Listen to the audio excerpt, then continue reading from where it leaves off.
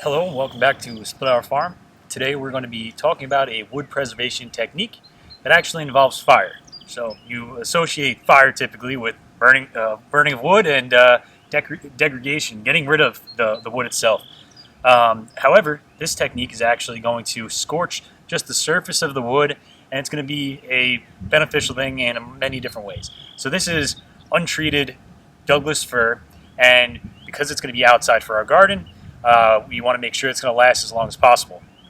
By scorching the outside, it's going to do multiple things. So one thing that is going to be helpful is that it's going to help with stopping the decomposition of the wood when it gets wet from the rain or the snow, and just generally protect it for a longer period of time from the elements. So the second thing that is going to be helpful by scorching the wood is it's going to protect it from insects, termites, different bugs, rats, rodents, because what they're going to smell and naturally avoid is burning. So they're programmed in the wilderness to not run towards a wildfire, to run against it, away from it. So this is going to help to protect. They're just not going to like eating it. So another reason why you should scorch the wood.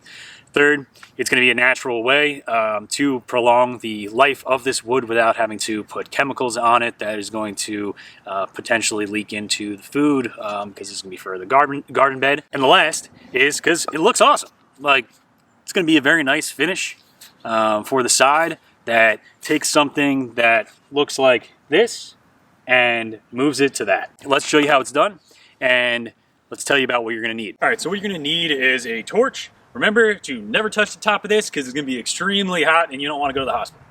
So we picked this up off of Amazon, and then we just got our propane, which you could get from any of your local hardware stores. We went down to Ace to get it this morning. And what you're going to do in order to get this working for this specific model, the propane adjuster is on the actual torch itself, and then you're going to leave the propane tank on. So we're going to turn the propane tank on. We're going to count to 10. 1, 2, 3, 4, 5, 6, 7, 8, 9, 10. Then you're going to do 1/4 crank of this, and then use the igniter. Now we got our flame.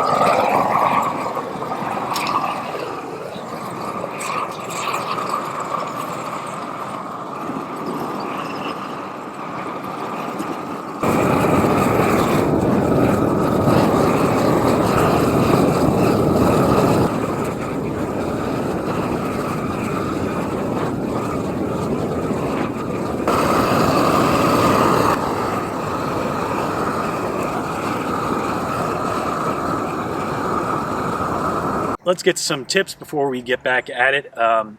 One tip is you're going to want to put the propane tank kind of in the middle area, but away from your fire. So make it, our version of this propane blower, the torch, is actually a 10-foot hose, so it makes it good for it to be farther away, but it allows you to not move the tank as many times.